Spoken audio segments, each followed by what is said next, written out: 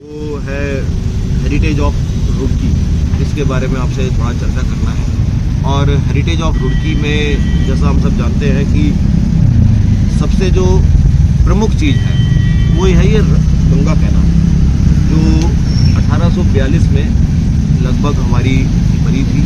और आप इसको सोच सकते हैं कि अगले 30 साल के बाद ये 200 साल पूरे कर लेगी। तो ये एक ऐसी इम्पॉर्टेंट धरोहर है हमारे देश के लिए कि ना केवल इसकी वजह से रुड़की, बल्कि ये जो पूरा वेस्टर्न यूपी है वो जितना उसमें प्रॉस्पेरिटी है उसका जो मूल स्रोत है वो ये अपर गंगा कैनाल ही है। क्योंकि इसका जो पानी जब जाता है, चाहे वो मुजफ्फरनगर में जितना गन्ना होता हो, मेरठ में जितना हो, बागपत, ये पूरा इलाका जितनी यहाँ पे प्रॉस्पेरिटी है, और उस प्रॉस्पेरिटी का मूल ये रिवर ये गंगा कैनाल है। तो ये यहाँ की हेरिटेज की सबसे इम्पोर्टेंट चीज़ है जब भी हम कैनाल की बात करते हैं। उस दिन भी मैंने आपको बताया था कि कैनाल को बनाने के लिए हमको ट्रेंड मैन पावर की ज़रूरत पड़ी, और वो ट्रेंड मैन पावर के लिए फिर जो दूसरी इम्पोर्टेंट हेरिटेज साइट डेवलप हुई रुड़की में, वो Thomson College of Civil Engineering हुआ। और Thomson College of Civil Engineering आज IIT रुड़की के रूप में हमारे सबके सामने मौजूद है। तो वो एक दूसरी सबसे इम्पॉर्टेंट चीज़ है रुड़की के अंदर। और आज के समय में IIT रुड़की की जो प्रसिद्धि है वो रिवर कैनाल से भी बहुत आगे बढ़ चुकी है। लेकिन दोनों एक दूसरे के बड़े इम्पॉर्टेंट पूरक हैं। कैनाल का महत्व IIT रुड़की की वजह से ज़्यादा है, और कैनाल की वजह से IIT रुड़की एग्जिस्ट करता है। अगर कैनाल ना होती तो IIT रुड़की जैसा संस्थान हमारे बीच में नहीं होता। लेकिन एक बहुत इम्पोर्टेंट बात है जो आप कभी भी समझने के लिए बता सकते हैं। देश में बहुत सारी ऐसी संस्थाएं होंगी जो इतनी पुरानी होंगी, कोई 100 साल, कोई 125 साल, कोई 150 साल। लेकिन एक संस्था जो 175 साल पूरे कर चुकी है और उसके बाद भी लगातार अपने गौरव की तरफ बढ़ती ही जा रही है। नहीं तो हर संस्था का एक पीक पीरियड आता है और उसके बाद उसमें डिक्लाइन होता है। कोई भी ऑर्गेनाइजेशन इसी तरीके से चलता है। लेकिन IIT रुड़की के बारे में जो बात सबसे इम्पोर्टेंट है वो ये है कि इतनी पुरानी संस्था होने के बावजूद भी इसका ग्राफ जो है वो लगातार ऊपर चलता चला जा रहा है। इस तरीके की बातें जो हैं वो आपको समझना जरूरी है। केवल IIT रुड़की है ये तो है ही है, ये तो हम सबको पता है। स्पोर्ट्स में नहीं भी आते तब भी पता है। लेकिन IIT रुड़की किस तरीके से वो आगे बढ़ती जा रही है, वो उसको जानना, उसको समझना, वो बहुत इम्पोर्टेंट चीज़ है। जब ये हम कैनाल की बात करते हैं तो कैनाल से रिलेटेड एक और बहुत इम्पोर्टेंट साइट है, हो सकता है ऑर्गेनाइजर्स आपको वहाँ लेकर गए हो, सोलानी एक्वाडक्ट। सोलानी एक्वाडक्ट जो है वो भी सिविल इंजीनियरिंग का एक बहुत नायाब तोहफा है हमारे शहर में। और अभी भी आज की तारीख में भी वो ऑपरेशनल है, लगभग 175 साल के बाद भी। और सोलानी एक्वाडक्ट जो है, ये जो कैनाल है ये अपने आप में सिविल इंजीनियरिंग का बहुत खूबसूरत एग्जाम्पल है। और उसमें से एक सोलानी एक्वाडक्ट है जहाँ पर सोलानी नदी और नहर एक दूसरे को परपेंडिकुलरली क्रॉस करते हैं। नहर जो है नदी के ऊपर से निकलती है और नदी से ऊपर से निकालने के लिए एक पुल बनाया गया है, और वो पुल पर से नहर निकल रही है। तो उस व्यवस्था को एक्वाडक्ट बोलते हैं। और कि जब किसी भी तरीके से दो वाटर बॉडीज क्रॉस करती हैं तो वो अलग अलग तरीके से कर सकती हैं। इसी का एक दूसरा एग्जाम्पल है जो रुड़की में नहीं आता, इसलिए मैं नहीं बता रहा हूँ। वो जब आप हरिद्वार से रुड़की की तरफ आते हैं तो जो बहादुराबाद ढाल जिसको बोलते हैं वो भी एक है, उसको साइफन बोलते हैं। तो वो अलग अलग प्रकार के जो क्रॉसिंग सिस्टम है, वहाँ पर क्या है कि नहर नदी के नीचे जाती है, नदी ऊपर है। तो वो एक दूसरी तरीके की व्यवस्था है जहाँ पर नदी और नहर क्रॉस करती हैं। और ये एक्वाडक्ट जो है दूसरी तरीके की व्यवस्था है। साइफन बनाना रिलेटिवली बहुत आसान काम है, लेकिन साइफन बनाना बहुत आसान काम है और एक्वाडक्ट बनाना बहुत मुश्किल काम है। क्योंकि जो नदी है उसमें 12 महीने पानी नहीं रहता है, उसमें कभी कभी पानी आता है तो उस पर उतना लोड नहीं रहता। और जो नहर है उसमें हर समय पानी रहता है। तो यहाँ पर जो लोड है उस पुल के ऊपर जो एक्वाडक्ट होता है वो कई गुना ज़्यादा होता है। तो इसकी डिज़ाइन करना, इसको बनाना बड़ा कठिन काम है। अपने आप में सिविल इंजीनियरिंग का एक चैलेंज है। इसीलिए मैं कहता हूँ कि सिविल इंजीनियरिंग का वो एक बहुत अच्छा नमूना है। और IIT रुड़की के सिविल इंजीनियरिंग डिपार्टमेंट में लगभग अब तक उसमें 25 MTech प्रोजेक्ट्स और करीब 6 या 7 PhD हो चुके हैं। सोलानी एक्वाडक्ट की रोड, क्योंकि उस समय तो यहाँ पे सिविल इंजीनियरिंग पढ़ाई भी नहीं जाती थी। तो उस समय जब नहर बनने से पहले जो भी उस नहर की डिजाइनिंग हुई वो सब ब्रिटिशर से हुई। ये बोलते हैं जो एक्वाडक्ट वगैरह है, ये इसका जो निर्माण वो मोटी मिट्टी से हुआ है।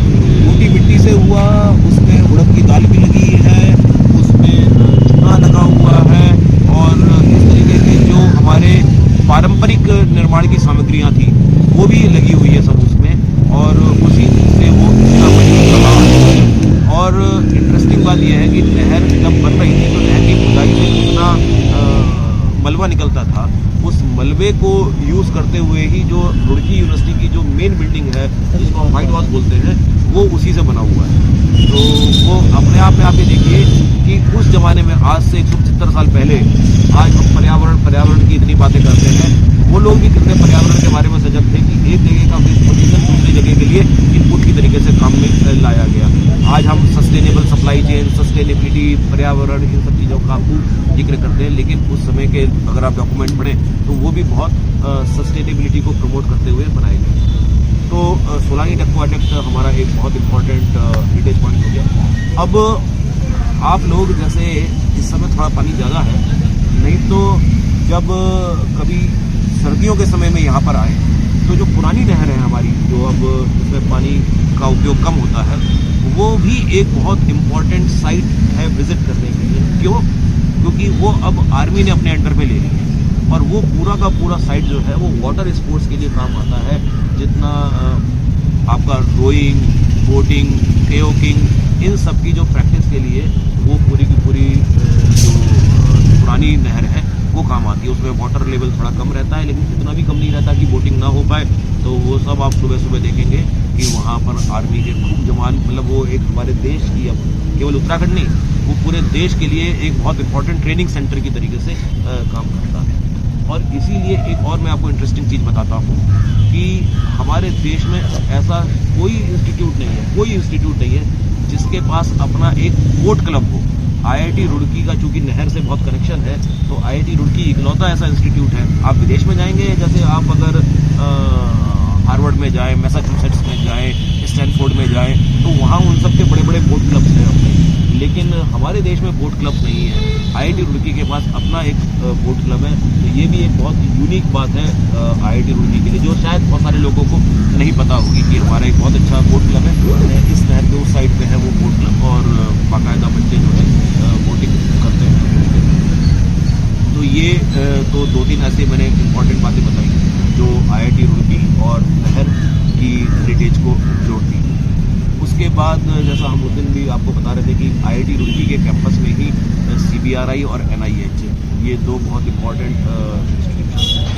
जो वाटर रिसोर्सेज से रिलेटेड जितनी रिसर्च होती है वो NIH में होती है, और वो जो हमारी इंस्टीट्यूशंस होते हैं ना, ये किसी न किसी मंत्रालय के अंतर्गत चलते हैं, चाहे वो प्रदेश का मंत्रालय हो या वो केंद्र सरकार का मंत्रालय हो। जो IIT रुड़की के 3 इंस्टीट्यूशंस हैं वहाँ पर, वो तीनों इंस्टीट्यूट केंद्र सरकार के हैं। और मज़े की बात यह है कि वो केंद्र सरकार के 3 अलग अलग मंत्रालयों से हैं। जैसे IIT रुड़की MHRD, जिसको हम मिनिस्ट्री ऑफ एजुकेशन बोलते हैं, उसका एक इंस्टीट्यूशन है। CBRI जो है वो ministry of science and technology का इंस्टीट्यूशन है, और जो NIH है वो मिनिस्ट्री ऑफ वाटर रिसोर्सेज का इंस्टीट्यूशन है। तो 3 अलग अलग मंत्रालय, केंद्रीय मंत्रालयों पर, जैसे ये IRI है जिसमें हमारा ये कार्यक्रम चल रहा है, ये उत्तराखंड सरकार का एक इंस्टीट्यूशन है।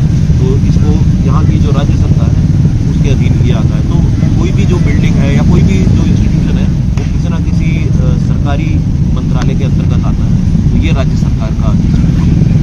तो CBRI और NIH वो 2 ही बहुत इंपॉर्टेंट इंस्टीट्यूशंस हैं जो कि केंद्रीय लेवल पर है। इस तरीके से उस परिसर की एक बहुत इम्पॉर्टेंट भूमिका बन जाती है कि 3 केंद्रीय इंस्टीट्यूशन एक ही परिसर में है। ये भी अपने आप में एक बड़ी अनूठी बात है। जनरली आपको ऐसा कहीं मिलेगा नहीं कि 3 राष्ट्रीय स्तर के इंस्टीट्यूशन एक ही कैंपस में। उसके बाद ये एक पक्ष है जो शिक्षा और रिसर्च से जुड़ा हुआ रुड़की की धरोहर बताता है। बहुत सारे लोग रुड़की को शिक्षा और शौर्य की नगरी के रूप में जानते हैं। आपने कभी कभी जब यहाँ रुड़की में एंटर करते हैं दिल्ली की तरफ से या हरिद्वार की तरफ से, तो उसमें ऐसे बोर्ड लगे देखे होंगे की विद्या और शौर्य की नगरी में आपका स्वागत। तो रुड़की में 2 यूनिट्स हैं इंडियन आर्मी की। एक है बंगाल सैपर्स, जिसका पॉपुलर नाम बंगाल सैपर्स है, वैसे वो बंगाल इंजीनियरिंग कॉर्प्स है। और बंगाल इंजीनियरिंग कॉर्प्स जो है उसका ये हेडक्वार्टर है। तो आर्मी जब काम करती है तो आज के तारीख में भी नहीं, उस ज़माने में भी आर्मी को बहुत सारा इंजीनियरिंग सपोर्ट की ज़रूरत पड़ती है कि बिना इंजीनियरिंग सपोर्ट के आज युद्ध नहीं लड़ा जा सकता है। इंजीनियरिंग सपोर्ट का मतलब हो गया कि जैसे संचार व्यवस्थाएं, कि अलग अलग जगह अलग अलग आपके यूनिट्स बैठी हुई हैं, उनके बीच में आपस में तालमेल बिठाना।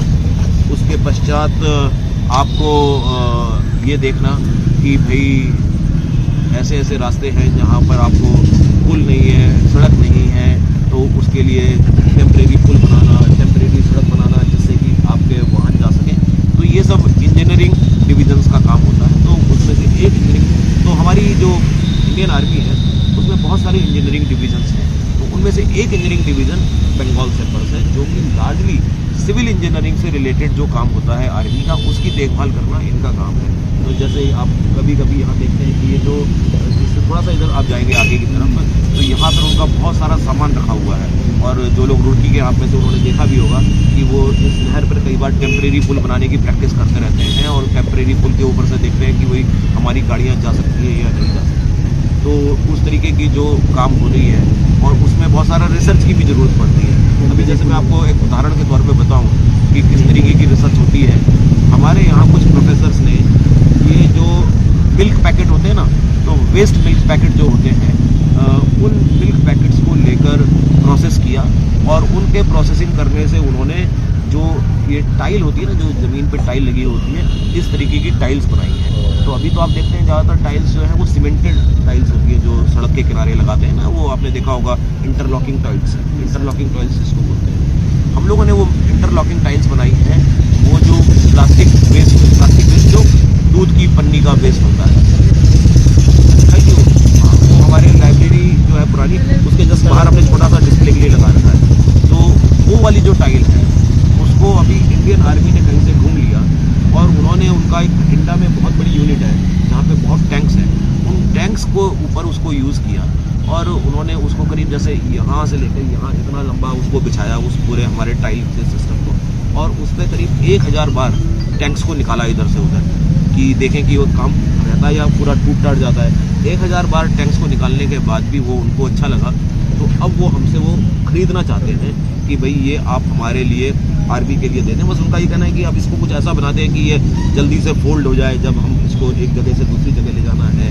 वो उसको ऐसा भी बनाना चाहते हैं कि जैसे मान लीजिए नहर है, अब इस नहर में मुझको हेलीकॉप्टर उतारना है, तो कैसे उतरेगा नहर में हेलीकॉप्टर? तो अगर उस टाइल्स का एक फ्लोटिंग हेलीपैड बन जाए, तो अगर वो फ्लोटिंग हेलीपैड यहाँ पे रख देंगे हम, तो हेलीपैड उस फ्लोटिंग हेलीपैड पर हमको हेलीकॉप्टर उतारने में आसानी हो जाएगी। तो इस तरीके की जो आर्मी की जो आवश्यकताएँ होती हैं, उनके लिए जो रिसर्च कर हमको देने का काम है, तो ये हमारा उनके साथ बड़ा टाई अप इस तरीके से चलता रहता है।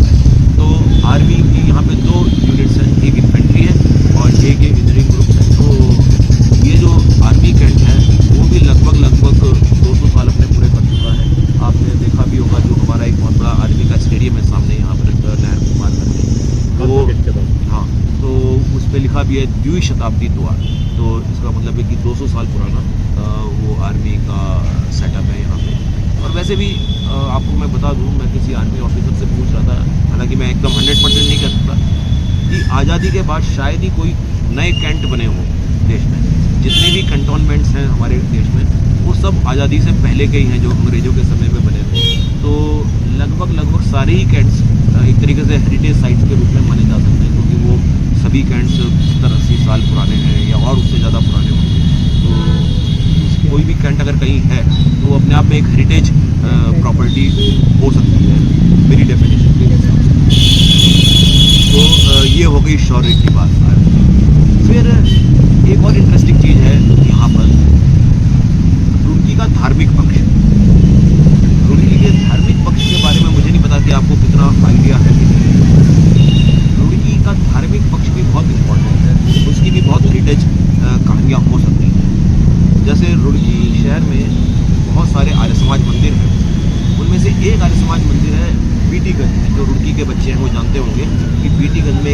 का आर्य समाज बड़ा महत्वपूर्ण है। कारण क्योंकि जो आर्य समाज के संस्थापक स्वामी दयानंद जी थे, वो स्वयं इस आर्य समाज में आके कुछ समय के लिए रुके थे। तो उस वजह से जो आर्य समाज के फॉलोअर्स हैं, उनके लिए ये आर्य समाज एक बहुत इम्पोर्टेंट आर्य समाज के रूप में माना जाता है, क्योंकि ये पुराना भी हो गया और महर्षि दयानंद स्वयं यहाँ आए थे। तो उन्होंने हरिद्वार में एक पाखंड खंडिनी पताका फहराई थी। उस पताका को फहराने के बाद जब वो लौट रहे थे तो कुछ समय उन्होंने यहाँ रुड़की में स्टे किया था, इसलिए ये आर्य समाज बहुत इम्पोर्टेंट हो जाता है। दूसरा जो है, यहाँ पर एक जो लोग क्रिश्चियनिटी में थोड़ा सा इंटरेस्ट रखते हैं, उनके लिए बड़ी इंटरेस्टिंग बात है कि क्रिश्चियनिटी जैसे हमारे हिंदू, उसमें मैं हिंदू तो इसलिए हिंदू का ज़्यादा जानता हूँ कि हमारे हिंदू उसमें जैसे कोई राम के मंदिर में जाता है, कोई शनि के मंदिर में जाता है, कोई हनुमान जी में जाता होगा, कोई दुर्गा, कोई लक्ष्मी, सब अलग अलग मंदिरों में पूजा करते हैं ना। तो कोई शैव है, कोई वैष्णव है, कोई आर्यसमाजी है। इसी तरीके से क्रिश्चियनिटी में भी होता है। आप लोगों से बहुत सारे लोग हिस्ट्री के विद्यार्थी हैं, जानते होंगे कि उनके भी बहुत सारे अलग अलग प्रकार के सेक्ट्स हैं। रुड़की एक ऐसा शहर है जहाँ लगभग क्रिश्चियनिटी के जितने भी प्रमुख सेक्ट्स हैं, उन सबके यहाँ पर सेटअप अवेलेबल है, जो अच्छे बड़े से बड़े शहर में भी आपको नहीं मिलेंगे। बड़े से बड़े का मतलब है कि हो सकता है दिल्ली में भी उतने आपको ना मिले जितने आपको रुड़की जैसे छोटे शहर में मिल जाएंगे। तो क्रिश्चियनिटी वालों के लिए रुड़की एक बहुत इम्पोर्टेंट हेरिटेज है। फॉर एग्जाम्पल, जैसे यहाँ पर अगर जब आप हरिद्वार की तरफ से आते हैं तो एक जगह पड़ती है, उसको बोलते हैं शेरकोटी, जैसी जिसको हम मलकपुर चुंगी के नाम से जानते हैं। वहाँ पर एक शेरकोटी जगह है, वहाँ पर एक सेंट एंड्रयूज चर्च है। और वो सेंट एंड्रयूज चर्च, वो भी ब्रिटिश, मतलब जितने भी चर्चेज हैं, चांसेस की बात है कि वो सब 19वीं सेंचुरीज में बने हैं। 1840 से लेकर 1860 के बीच में बने, क्योंकि नहर को बनाने के लिए, रुड़की यूनिवर्सिटी में पढ़ने के लिए बहुत सारे जो इंग्लैंड के लोग आते थे यहाँ पर, उस समय क्रिश्चियंस थे, तो उन सब ने अपने अपने वो जिस भी चीज़ को मानते थे यहाँ पे चर्चेस बनाने शुरू कर दिए। तो रुड़की के जैसे गोवा का चर्च के संदर्भ में बड़ा महत्व है, केरल में जाएंगे, कोच्चि वगैरह में भी वहाँ आपको बहुत चर्च मिलेंगे। उसी तरीके से मुझे लगता है कि Roorkee also has a very special place in Christianity. अभी जैसे मैं आपको एग्जाम्पल के तौर पर बताऊँ कि सेवेंथ एडवेंटिस्ट, ये उनका एक ग्रुप है क्रिश्चियनिटी का। सेवेंथ एडवेंटिस्ट के बहुत रेयर आपको चर्च मिलेंगे पूरे देश में, रुड़की में है, बहुत बड़ा प्रॉपर्टी है रुड़की में सेवेंथ एडवेंटिस्ट का। इसी तरीके से आपको ये मेथोडिस्ट जो है ग्रुप, उनके भी बहुत लिमिटेड चर्चेस हैं देश भर में, तो आपको वो भी मिलेंगे। फिर यहाँ पे एक सेंट जॉन्स चर्च है, एक और मैं मिस कर रहा हूँ, करीब जितने मुझको पता है 5 ऐसे बहुत अच्छे चर्चेस हैं जहाँ पर वो सब 19वीं सेंचुरी में बने। 1840 से लेकर 1860 के बीच में वो सब चर्च का निर्माण हुआ। तो क्रिश्चियनिटी के पॉइंट ऑफ व्यू से रुड़की एक बहुत इम्पोर्टेंट जगह है। उसके अलावा एक बहुत ही डेवलप्ड साइट है, इसी रोड पे आप थोड़ा सा आगे चलेंगे, जिसको अंग्रेजों का कब्रिस्तान कहते हैं, क्रिमेटोरियम। तो वो भी एक मतलब कब्रिस्तान कोई देखने की जगह नहीं होती है, लेकिन हेरिटेज पॉइंट ऑफ व्यू से उसका भी काफ़ी महत्व हो सकता है कि वो अभी भी बहुत अच्छी तरीके से मेंटेन है। और क्या करें, सुंदर बना रखा है। हाँ, सुंदर बना रखा है, और वो मतलब बाकायदा एक अच्छी मेंटेन साइट है, जहाँ पर आप चाहें तो जाकर देख सकते हैं। और उसका हर जगह साइनेज बने रहते हैं, तो साइनेज से आपको उसका छोटा मोटा जो इतिहास है वो पढ़ने को भी मिल सकता है। तो आप भी कुछ कह रहे थे? सर, मैं यूँ कह रहा था कि तो क्या हम सब लोग मान सकते हैं कि रुड़की में क्रिश्चियंस ज़्यादा है? अब तो नहीं रहे, अब थोड़े कम रह गए, लेकिन अभी भी जैसे आप अगर देहरादून की बात करें, तो जैसे देहरादून में आपको बुद्ध को फॉलो करने वाले बहुत सारे लोग मिलेंगे, बुद्धिस्ट मिलेंगे। अब रुड़की में बुद्धिस्ट लोग बिल्कुल भी नहीं है, ऑलमोस्ट जीरो मान सकते हैं, लेकिन यहाँ पे क्रिश्चियनिटी वाले लोग बहुत मिलेंगे। और मतलब सभी चर्चेज में काफ़ी जो संडे प्रेयर होती है उसमें काफ़ी मैंने देखा है कि वो लोग मौजूद रहते हैं। तो इसका मतलब है कि आपकी जो बात है कि रुड़की में क्रिश्चियनिटी को फॉलो करने वाले काफ़ी लोग हैं। बहुत सारे लोगों का अब आपको पता भी नहीं लगता कि उनके नाम हमारे आपके जैसे हो सकते हैं। रजत गुप्ता, हो सकता है वो क्रिश्चियन हो, ऐसे भी बहुत सारे लोग। सारे लोग कन्वर्ट भी हुए बाद में। तो वो ज़्यादातर लोग अब जो यहाँ पे क्रिश्चियन हैं वो मुझे लगता है कि कन्वर्टेड वाले लोग ज़्यादा हैं। तो क्रिश्चियनिटी का यहाँ पर बहुत इम्पोर्टेंट हेरिटेज पॉइंट है। उसके अलावा जो रुड़की की और एक बहुत इम्पोर्टेंट, तो ये आध्यात्मिक पक्ष रहा रुड़की का कि रुड़की में, और मैंने आपको उस दिन भी बताया था कि जो IIT रुड़की के एक एलुमनाई थे सत्यव्रत अग्निहोत्री, उन्होंने एक बहुत, जैसे आर्य समाज एक बहुत इम्पॉर्टेंट सेक्ट है, उसी तरीके से देव समाज भी एक इम्पॉर्टेंट सेक्ट है, और उस देव समाज की स्थापना अग्निहोत्री जी ने की थी। और वो यहाँ से चंडीगढ़ में जाके उन्होंने उसकी स्थापना की थी वैसे तो, लेकिन बाद में उनमें कुछ डिस्प्यूट हो जाते हैं, तो उसका एक बहुत इम्पॉर्टेंट सेटअप रुड़की में भी है, उसको देवाश्रम के नाम से बोलते हैं, और वो भी बहुत अच्छा स्पिरिचुअल डेवलपमेंट के लिए काम करते रहते हैं। तो इस तरीके से ये एक स्पिरिचुअल साइड में मैंने आपको रुड़की की हेरिटेज के बारे में बताया। अब थोड़ा ऐतिहासिक तरफ भी आपको लेके चलते हैं कि रुड़की का स्वतंत्रता आंदोलन में भी बड़ा इम्पॉर्टेंट रोल रहा, और आप में से जो इतिहास के बच्चे हैं वो शायद जानते भी होंगे। यहाँ पास में एक गांव है, सुनहरा गांव के नाम से उसको बुलाते हैं, और सुनहरा गांव में एक बड़ा ऐतिहासिक पेड़ भी है, जिस हाँ, वहाँ पे बहुत सारे हमारे क्रांतिकारियों को फांसी दी गई थी। तो इसलिए हर साल 15 अगस्त 26 जनवरी को वहाँ पर एक मतलब हमारे शहीदों की याद में छोटा सा कार्यक्रम भी आयोजित किया जाता है। तो रुड़की का वो एक बहुत इम्पोर्टेंट रोल है कि यहाँ आसपास बहुत सारी रियासतें थी उस समय यहाँ आसपास उस ज़माने में, तो उन रियासतों से जो आज़ादी के लिए लोग क्रांतिकारी काम करते थे, तो उन सबको वहाँ पे सुनहरा गांव में खुलेआम फांसी दे दी गई थी। तो यहाँ का एक वो बहुत ही ऐतिहासिक दर्शनीय स्थल है जिसको ज़रूर देखना चाहिए कि वो सुनहरा गांव में वो पेड़ अभी भी रखा है, मतलब बिल्कुल अच्छा पेड़ है वो, और काफ़ी घना पेड़ है। उसके नीचे सब आपको उसका पूरा इतिहास जो है वो लिखा हुआ वहाँ पे मिल जाएगा। उसके बाद रुड़की में ये सब हो गए ऐतिहासिक, धार्मिक और जो मिलिट्री और एजुकेशन, ये सब बातें हो गई। उसके बाद रुड़की का एक और भी बहुत अच्छा पक्ष है, इंडस्ट्रियल पक्ष, व्यापारिक और ये इस तरीके की जो एक्टिविटीज़ हैं। तो यहाँ पहले सर्वे और ड्राइंग इंस्ट्रूमेंट्स की इंडस्ट्री बहुत फ्लॉरिश करती थी एक समय।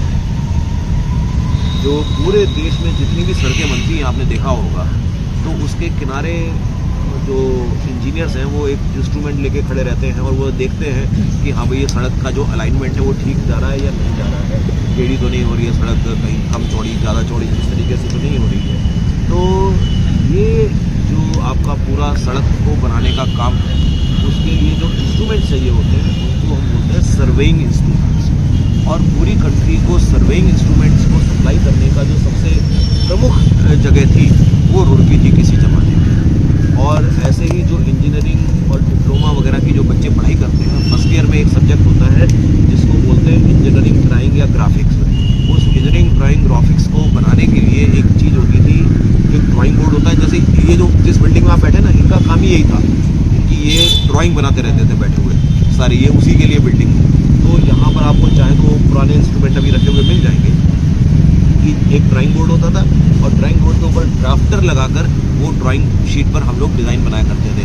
जितने भी आर्किटेक्चर के लोग हैं, आर्किटेक्ट हैं, उनके ऑफिसेस में जाएंगे तो अभी भी हो सकता है आपको कहीं वो रखे हुए मिल जाए पुराने ज़माने के। लेकिन धीरे धीरे कंप्यूटर आया, कंप्यूटर ने नए नए प्रोग्राम्स आ गए जिसमें से एक का नाम है ऑटोकैड। अब उस वजह से वो जो ये हाथ से काम करने का तरीका था ये थोड़ा थोड़ा कम होता गया, तो जो ड्राइंग सर्वेइंग इंडस्ट्री थी हमारी वो थोड़ी सी फीकी पड़ गई। नहीं तो वो एक बहुत यहाँ की मतलब जिसको हम कहते हैं ना कि रुड़की पायनियर था स्मॉल स्केल इंडस्ट्रीज में, क्योंकि वो सब काम घरों में होता था ड्राइंग सर्वेइंग इंस्ट्रूमेंट्स बनाने का। और अब वो हमारी एक हेरिटेज के रूप में ही रह गया कि हाँ भाई हम याद करते हैं कि रुड़की में ड्राइंग सर्वेइंग इंस्ट्रूमेंट्स का बहुत बड़ा काम होता है। फॉर्चुनेटली उत्तराखंड बना और उत्तराखंड बनने के बाद जो इंडस्ट्रियल डेवलपमेंट हुआ रुड़की के आसपास, तो अब जो रुड़की का नया इंडस्ट्रियल लुक है उसमें बहुत बड़ा हर्बल का काफ़ी अच्छा काम हो गया यहाँ पर। तो ये पूरा जो हमारा भगवानपुर इंडस्ट्रियल एरिया है वो एक तरीके से रुड़की का ही पार्ट आप उसको मान सकते हैं। रुड़की में खुद भी रामनगर में एक स्मॉल स्केल इंडस्ट्रियल एरिया है जहाँ पे बहुत सारी स्मॉल स्केल इंडस्ट्रीज हैं। अभी भी रुड़की में चूँकि हम पुराने हेरिटेज वाले लोग हैं ना, तो आपको एंटीक्स का जो सामान है उसको बनाने वाले अभी भी बहुत लोग मौजूद हैं। और बहुत सारी जो बॉलीवुड की फिल्म्स होती हैं उन फिल्म्स में जो सेट में सामान लगता है वो सामान यहाँ रुड़की में ही बनता है, तो यहीं से सप्लाई होता है। ऐसे बहुत सारे बड़े बड़े यहाँ पर मैन्युफैक्चरर्स हैं जो वो एंटीक्स का सामान बनाते हैं और वो सारा का सारा या तो एक्सपोर्ट होता है क्योंकि काफ़ी एक्सपेंसिव होता है। ये सब रामगढ़ में है सर ना? है रामगढ़ में? रामगढ़ नहीं, वो अलग अलग जगह हैं। वो मतलब रामनगर में भी हैं कुछ फैक्ट्रीज उस तरीके की, कुछ फैक्ट्रीज इधर पुराने रुड़की की तरफ भी हैं, कुछ फैक्ट्रीज इधर मंगलौर रोड पर भी हैं। तो जिसका जहाँ सेटअप है वो बना रहा है। वो इंडस्ट्रियल एरिया में तो अलग तरीके की एक्टिविटीज़ हो रही हैं, तो वहाँ स्मॉल स्केल इंडस्ट्रीज हैं, वो सब इंजीनियरिंग की चीज़ें बना रहे हैं ज़्यादातर वो लोग। लेकिन ये जो मैं बता रहा हूँ एंटिक्स के लिए अभी भी रुड़की काफ़ी जाना जाता है। जैसे मेरे को ध्यान है एक पिक्चर आई थी जोधा अकबर जिसमें ऐश्वर्या राय और ऋतिक रोशन थे शायद, है ना। तो उस पिक्चर के सेट में जितना भी जो सामान लगा चुकी उसमें वो सब एंटीक टाइप का दिखाना था, वो ज़्यादातर रुड़की से ही सप्लाई हुआ। तो रुड़की की जो ये इंडस्ट्री है ये बहुत हेरिटेज इंडस्ट्री है और काफ़ी फ्लॉरिशिंग इंडस्ट्री है। जो लोग रुड़की के बच्चे हैं शायद उन्होंने यहाँ पे कभी कभी देखा भी हो। हालांकि वो ज़्यादा यहाँ डिस्प्ले नहीं करते क्योंकि लोगों की उतनी पेइंग कैपेसिटी नहीं होती है कि आपको ये एक छोटा सा कोई पर्स है या कुछ चीज़ है वो कहेंगे ये 10,000 रुपये का है, तो आपको लगेगा अरे यार ये तो 400-500 रुपये 10,000 रुपये बोल रहा है। तो हम लोग ज़्यादा यूटिलिटी के पॉइंट ऑफ व्यू से वो चीज़ें देखते हैं, बट बॉलीवुड में वो चीज़ें बहुत अच्छे रेट पे मिल के कस्टमर होते हैं। तो वो भी हमारी एक इम्पोर्टेंट हेरिटेज चीज़ है जो रुड़की के साथ उसका नाम जुड़ा हुआ है। तो ये मैंने आपको रुड़की के जो अलग अलग इम्पॉर्टेंट चीज़ें हैं पीपीटी में मैं इन सब चीज़ों की जो है फ़ोटोज़ भी लाया था बना के आपके लिए, लेकिन अब क्योंकि पीपीटी हम देख नहीं पाएंगे। हालांकि वो पीपीटी जो है मैंने मैडम को उनके ईमेल पे भेज दी है, तो कभी जब वो लाइट वाइट आ जाएगी तो आप सकता है मैडम आपको ऐसी पीपीटी दे दें तो आप उस पीपीटी में सब चीज़ें पढ़ भी सकते हैं। उसके थोड़ा जो हर एक बिल्डिंग या हर एक जो इम्पोर्टेंट हेरिटेज चीज़ है उसके साथ उसका 2-2 लाइन का परिचय भी हमने उसमें लिखा हुआ है, जिससे कि आपको पता लग जाए कि ये कब बना था, क्या इसका स्पेसिफिक महत्व है। ये सब बातें मैं आपको सर एक तो सर आईआईटी रुड़की का भी बिग पॉइंट कोई नहीं है। बिग पॉइंट आईआईटी रुड़की का आपने बताया कभी 175 वर्ष हो गए, कभी कोई बिग पॉइंट नहीं। इसका क्या रीज़न है? इसका रीज़न हमारी लीडरशिप, हमारी जो लीडरशिप है वो इसका बहुत इम्पोर्टेंट रीज़न है। और लीडरशिप के साथ टीम भी, क्योंकि अब जैसे एक इम्पॉर्टेंट चीज़ मैं बताता हूँ कि आईआईटी रुड़की में एक बड़ा अनसेड रूल है, मतलब लिखा हुआ नहीं है, लिख नहीं सकते इस बात को, लेकिन सब लोग इस बात को मानते हैं कि जो आईआईटी रुड़की से पीएचडी करेगा, उसको हम आईआईटी रुड़की में नौकरी नहीं देंगे। क्योंकि जब आप वहीं से पढ़ते हैं और वहीं नौकरी करने लगते हैं तो उसको बोलते हैं इनब्रीडिंग। फिर वो इनब्रीडिंग होती है, उससे पॉलिटिक्स आती है, उससे संस्था नीचे गिरती चली जाती है। तो हम ये चाहते हैं कि जिसने हमारे यहाँ से पीएचडी किया वो आईआईटी दिल्ली में प्रोफेसर बने, आईआईटी बॉम्बे में प्रोफेसर बने, वो विदेश में प्रोफेसर बने, वो यहाँ ना बने हमारे। और ये हमारा ही नहीं, ये सारी आईआईटीज़ जो हैं सबके यहाँ ये रूल है। तो इसीलिए सारी आईआईटीज़ हम भी तो इसी हिंदुस्तान के लोग हैं ना, तो हम इतने आगे क्यों हैं और बाकी संस्थाएं इतनी आगे क्यों नहीं बढ़ पा रही हैं। तो उसके लिए कुछ आपको अपने बड़े हाई स्टैंडर्ड के बेंचमार्क बनाने पड़ते हैं। और हम लगातार एक तरफ हम ये भी कहते रहते हैं, आपने अखबारों में खूब पढ़ा होगा कि आईआईटीज़ में इतने प्रोफेसर्स की रिक्वायरमेंट है, इतनी पोजीशंस खाली है ना, ये सब भी खूब आप पढ़ते होंगे। और दूसरी तरफ हम अगर इतनी खाली हैं और दूसरी तरफ देश में इतनी बेरोजगारी है तो हम अचानक से भर क्यों नहीं लेते इतने। लेकिन हमारे यहाँ फैकल्टी का जो सिलेक्शन प्रोसेस है वो भी इतना रिगरस है कि मतलब कोई भी हल्का आदमी वो एंटर कर ही नहीं सकता सिस्टम के अंदर। तो अपने आप को उन हाई बेंचमार्क्स में बना के रखना, और चांस की बात है जो भी लीडरशिप आती है वो लीडरशिप उन बेंचमार्क्स को एक स्टेप और ऊपर ही लेके जाती है। वो कभी आज तक मुझे नहीं पता कि कोई भी लीडरशिप किसी भी आईआईटी में ऐसी आई हो, हमारे रुड़की में ही नहीं किसी भी आईआईटी में, जिसने अपने बेंचमार्क को थोड़ा सा भी नीचे करने का कभी कोई प्रयास नहीं था। सब कोई वाला आदमी कहेगा, तो अगला आदमी कहेगा नहीं 5 रिसर्च पेपर भी Q1 कैटेगरी जर्नल में चाहिए, और वो बेंचमार्क को ऊपर उठा के ले जाएगा। फिर कहेंगे अच्छा Q1 कैटेगरी में थे, तो Q1 में तो बहुत सारे जर्नल्स हो सकते हैं, तो नहीं Q1 में भी वो वाले जर्नल चाहिए हमको जिनका इम्पैक्ट फैक्टर 10 या उससे ज़्यादा होगा। तो लगातार जो बेंचमार्क है वो ऊपर जब तक जाता जाएगा तो संस्था ऊपर ही जाएगी। जहाँ आपने बेंचमार्क को नीचे किया कि मैं मतलब किसी अपने भाई को, भतीजे को, किसी को किसी तरीके से नौकरी दिला दूँ या कुछ भी, मतलब जरा सा भी हल्का फुल्का भी आपने कुछ, अगर आपने जो संस्था के जो उच्च मानक हैं उनके साथ खेलने की कोशिश की, तो नीचे होना, फिर आप उसी दिन नीचे हो जाएगा। उस दिन कहेंगे कि अच्छा वो पीक थी, वहाँ से फिर हम नीचे आ रहे हैं। तो मतलब सर IIT में नेपोटिज्म नहीं है? जीरो। मतलब क्या होता है, चूँकि जब मेरा बेटा हो सकता है IIT में आ पाए ना आ पाए, मुझे कुछ पता ही नहीं है, उसकी मेरिट पर सारा कुछ है ना, तो नेपोटिज्म कैसे हो सकता है?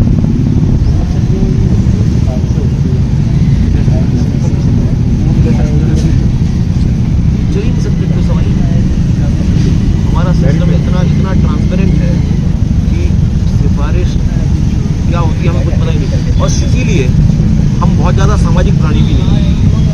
क्योंकि आप कहोगे भाई, मान लीजिए मैं एग्जाम्पल के तौर पर बताता हूँ, मुझे नहीं पता कि ये मुझे कोई लेक्चर के पैसे देके है ना, मुझे नहीं पता, ऐसा भी कुछ नहीं। मैं आपको उदाहरण के तौर पर बता रहा हूँ, इन्होंने एक बार मुझे लेक्चर के लिए बुला लिया। बहुत सारे लोग लेक्चर देने के लिए बड़े लालायित रहते हैं, क्योंकि उनको लगेगा कि भाई लेक्चर देंगे तो कुछ यहाँ से हमको 2, 4, 5 हज़ार रुपये लेक्चर की ऑलरेडी मिली।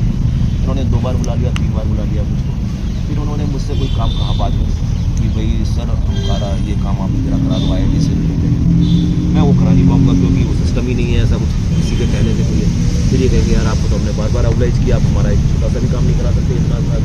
तो इसलिए हमारे फिर वो उसको लगेगा कि आपसदारी वाला कोई सिस्टम ही नहीं है यहाँ पर। तो जब वो सिस्टम नहीं है तो फिर लोग हमसे दोस्ती करना ज़्यादा पसंद नहीं करते, क्योंकि जैसे अगर आप सब पढ़ाने वाले हैं, आपने मुझे एग्जामिनर के रूप में अपनी यूनिवर्सिटी में बुलाया, मैं आपको एग्जामिनर के रूप में अपनी यूनिवर्सिटी बुलाऊंगा, तो ये दोस्ती यारी चलती रहती है बाकी यूनिवर्सिटी सेटअप में, हमारे यहाँ नहीं चल सकती है। तो इसलिए हम थोड़े से समाज से उतना हमारा दोस्ताना नहीं होगा।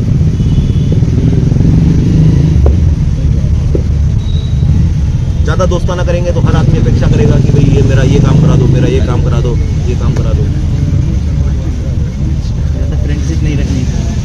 नहीं, फ्रेंडशिप रखनी चाहिए, लेकिन उसको भी पता है ना, जो हमारे फ्रेंड्स हैं उनको पता है कि इनकी क्या लिमिटेशन है, ये क्या काम कर सकते हैं। अब जैसे आपको उस दिन इन्होंने कहा, ये फ्रेंडशिप का ही काम है ना, आपको इन्होंने मैडम ने कहा कि भाई हमारी विजिट करा दो, उसको कराने में मेरा कोई आपत्ति नहीं है, वो करा दिया हमने, आपको अच्छे विजिट पूरी करा दी IIT की, आप लोगों ने खूब IIT में नाम लिया इस तरीके से।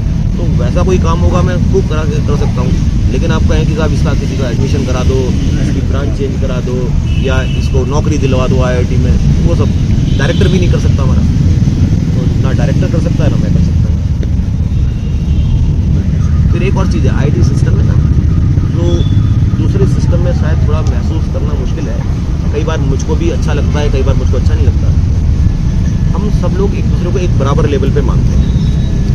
हमारा डायरेक्टर और मैं तो चलो फिर भी प्रोफेसर डीन वीन रह चुका हूँ, लेकिन जो अभी एक नया असिस्टेंट प्रोफेसर होता है वो और डायरेक्टर, हम सब एक ही लेवल पे होते हैं। मेरे डायरेक्टर का नाम है प्रोफेसर कमल किशोर पंत, तो मैं उनको सर नहीं बोलता हूँ कभी, मैं उनको प्रोफेसर पंत करके ही बोलता हूँ। उससे क्या होता है कि वो मुझको कोई ऑर्डर नहीं दे सकते। हम सब लोग वैचारिक लेवल पर एक जैसे रहते हैं। हिरार्की है, वो बड़े अधिकारी हैं, मैं छोटा अधिकारी हूँ, वो हिरार्की है। लेकिन जब हम मीटिंग में बैठे होते हैं तो nobody says to anybody sir. सब चाहे नया असिस्टेंट प्रोफेसर होगा वो मुझको नाम लेके बात करेगा, professor Rajat I want to say this thing. तो उससे क्या होता है, जैसे ही अगर मैं एक दूसरे को सर कहने लगूंगा तो मैं पहले ही आपसे दब गया कि आप मुझसे बड़े हो, तो मैं अपनी बात उतनी फोर्सफुली तरीके से कह नहीं पाऊंगा। तो ये थोड़ी सी एक ऐसी चीज़ है जो हो सकता है बहुत सारी संस्थाओं में इसको अभद्रता या असम्मान उस तरीके से देखेंगे, अरे तुमको तो बड़े का रिस्पेक्ट करना ही नहीं आता है। हमारी बहुत सारी संस्थाएं हैं कि भाई जब तक आप चरण वंदना नहीं करोगे तब तक आपको ये नहीं मानेंगे। चरण वंदना करना बहुत ज़रूरी है बहुत सारी संस्थाओं में, जहाँ पर लगता है कि अगर आपने पैर नहीं छुए गुरु के तो आप व्यक्तिगत रूप से खूब सम्मान करो, कोई दिक्कत नहीं है। लेकिन जब हम क्लास में हैं तो हमारे बहुत सारे स्टूडेंट भी हमको नाम लेके ही बोलते हैं फर्स्ट नेम से, प्रोफेसर अग्रवाल या प्रोफेसर रजत। सर वाला कल्चर जो है धीरे धीरे हमने काफ़ी कम कर दिया, तो वो भी एक एक्सीलेंस की तरफ हमको